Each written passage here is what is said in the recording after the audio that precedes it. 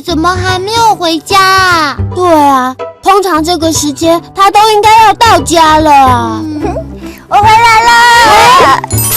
彤彤姐姐，哇，你买礼物给我哦，但是我的生日好像还没有到哎。对耶，我的生日也还没有到啊。你看，我刚刚去逛街的时候买了这件裙子，很可爱，对不对？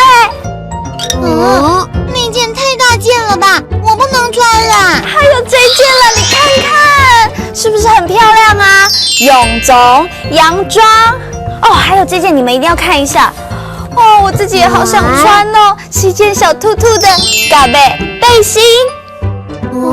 彤彤姐姐，你是不是买错尺寸了啦？买错尺寸？哦，不是啦，这些衣服都是要买给我姐姐的小 baby 的。原来是这样子啊。我想妹妹穿上这些裙、臃肿、嘎贝，一定会超级可爱。彤彤姐姐，那我们明天陪你去看 baby。那有什么问题？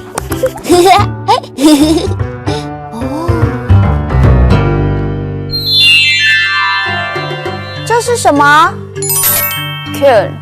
裙子，裙子，这是什么呢？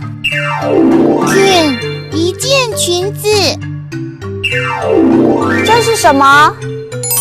臃肿洋装，臃肿洋装，这是什么呢？臃肿，这是一件洋装。这是什么呢？嘎贝背心，嘎贝背心，这是什么呢？嘎贝，这是一件背心。哇，默默真的好棒哦！